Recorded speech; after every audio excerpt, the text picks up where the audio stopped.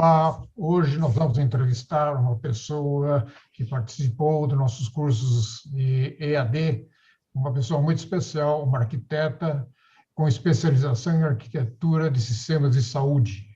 É a professora Tayana Barradas Mesquita, que vai nos conversar conosco hoje a finalidade da arquitetura hospitalar nos sistemas de saúde, que eu, como médico, eu acho que é muito importante, e todos os médicos que estão nos assistindo sempre já viu algum hospital fazendo puxadinho aqui e acolá para adaptar o sistema, ou comprar equipamento e adaptar a colocação desse equipamento. Isso tudo deve ser planejado, que, como vocês vão ver, a professora vai explicar qual que é a função de uma arquitetura hospitalar. Ela vai explicar o que ela faz e como deve ser o comportamento dos gestores de saúde em relação à arquitetura do seu sistema de saúde ou seu hospital.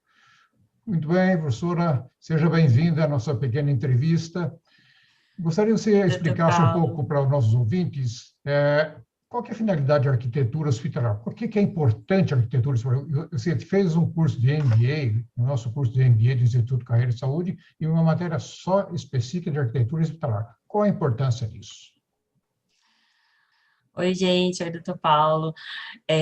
Bom, primeiro, eu acho muito legal que haja essa disciplina num curso para gestores, né, para pessoas que irão administrar os hospitais e instituições de saúde de uma forma geral, porque essas pessoas são tomadoras de decisões, né, e é muito bom que elas estejam a par da importância realmente que tem a infraestrutura física e especialmente a arquitetura hospitalar, que é uma das disciplinas que guia todo esse planejamento, e isso em vários níveis, né? O nosso módulo no curso de arquitetura hospitalar, no curso MBA de Gestão em Saúde, eu tentei trazer um tema de uma forma bem abrangente, porém não é algo voltado para arquitetos, não é a intenção formar ninguém em arquitetura hospitalar,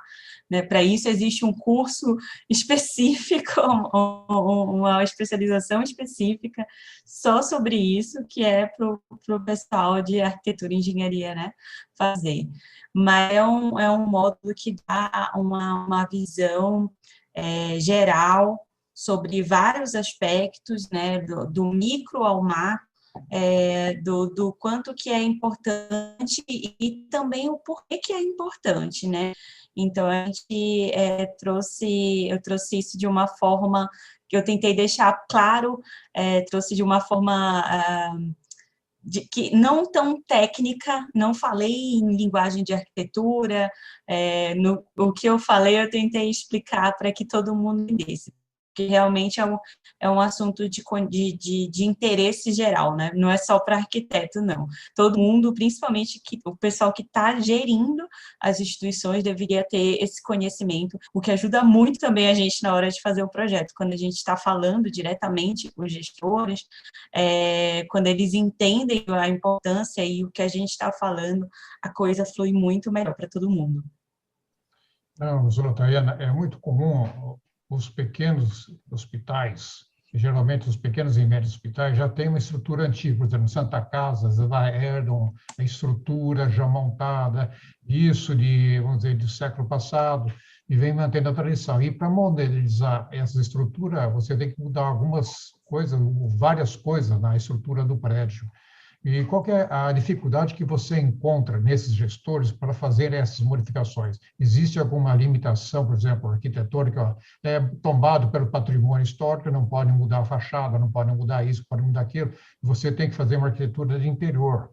Mas existe alguma restrição, você encontra dificuldades de você executar o projeto? Por exemplo, o hospital compra um aparelho, um tomógrafo, uma ressonância, e para instalar isso no hospital é complicado, no hospital antigo, né?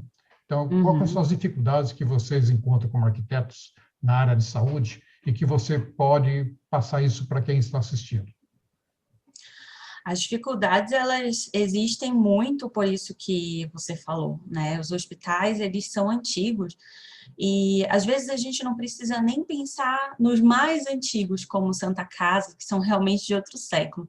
Mas, para vocês terem uma ideia, a nossa norma a norma que norteia a nossa infraestrutura, os nossos projetos de saúde, que é a RDC 50, ela é de 2002. Então, na história, né, dos edifícios hospitalares, é algo muito recente.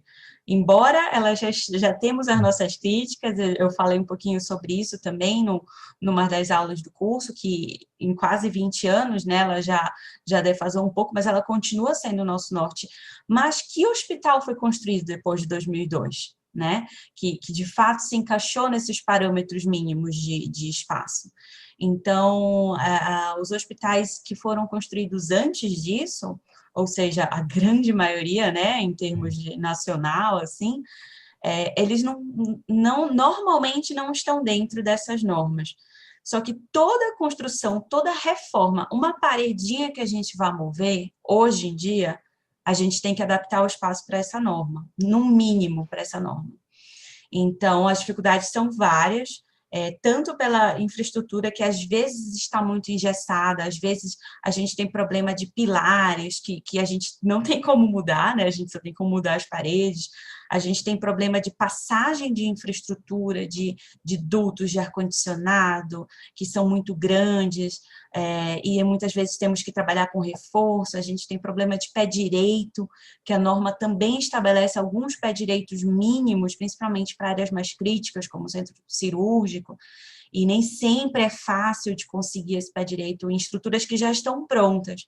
E esses são alguns problemas de infraestrutura física mesmo, que isso a gente encontra, é regra, assim, né? Para toda reforma a gente tem esses problemas.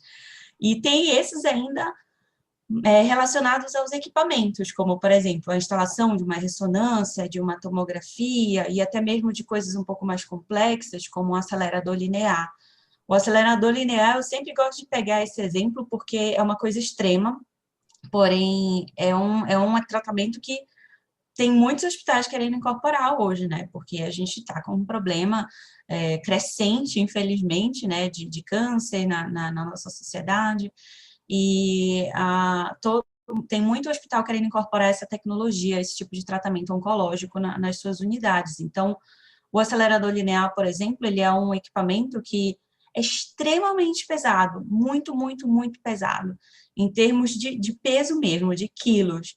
Então, ele normalmente é instalado não é nem no térreo, ele é no nível mais próximo da terra possível de um hospital.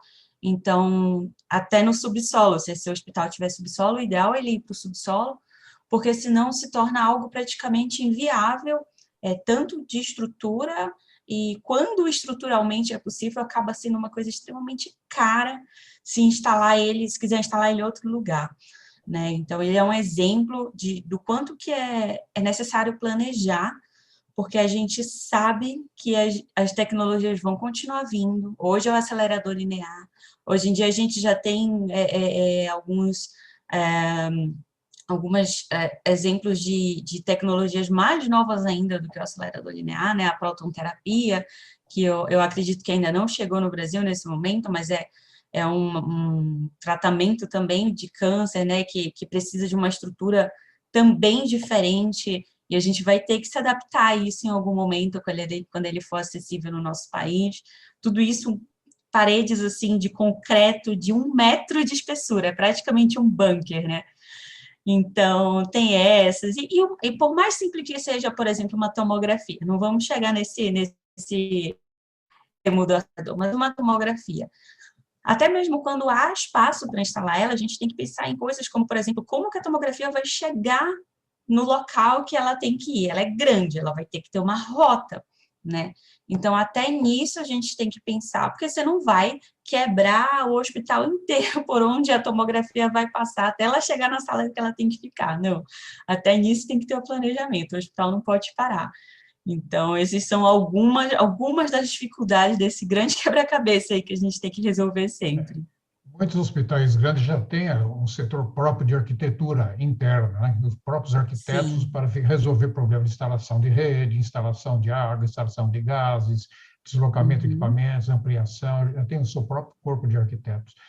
Uma pergunta que eu falei para a professora Tayana, você É real que os hospitais eles tendem a ser menos horizontalizados, horizontalizados e não verticalizados? Há uma tendência, dizem que nos Estados Unidos há uma tendência a fazer hospitais planos, de poucos andares, no horizontal, em vez de construir, porque hospital em estrutura vertical é muito mais caro. Eu acho que para deslocamento, elevadores, e é mais fácil ter disseminação de infecções, porque você não consegue isolar. É verdade isso? Quanto à infecção, eu acredito que é muito... Depende, cada caso é um caso, né?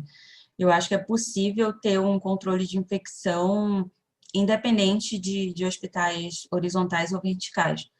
E quanto ao custo, eu também acredito que cada caso é um caso, porque, por exemplo, ele pode ser mais caro em termos de estrutura, em termos de tecnologia que vai se gastar para fazer essa verticalização, porém temos também o custo do terreno.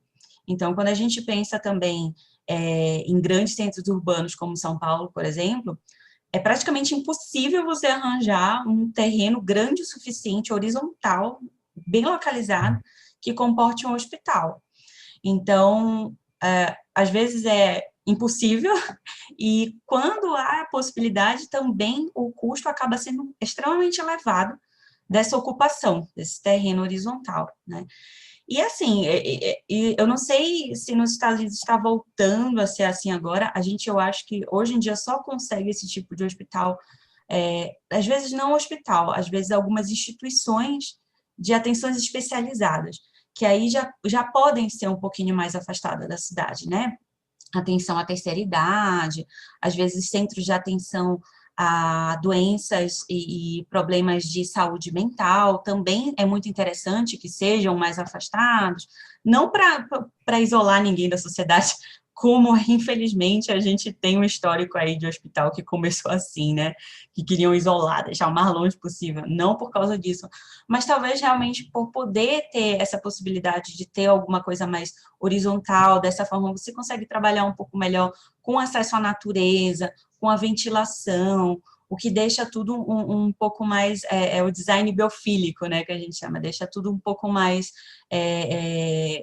propício à saúde mental, à cura, mas isso não significa que o hospital vertical não seja uma ótima saída também para quando a gente precisa. Sem eles, a gente não iria ter tantos hospitais tão bem localizados que conseguissem atender a rede, né, que os grandes centros urbanos exigem.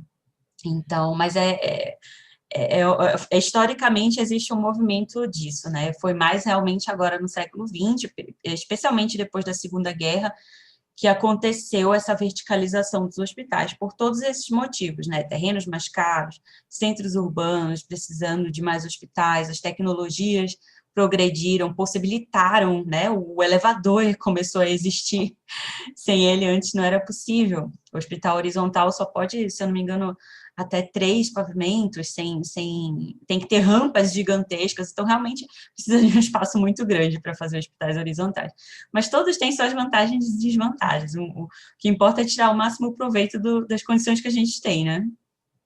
Professora, nós fizemos um curso específico de MBA de gestão e você também tem um curso específico, para quem quiser assistir, um curso de arquitetura hospitalar, isolado, é um módulo só seu, que tem um outro arquiteto que ele dá umas aulas introdutórias, mas o módulo é praticamente seu.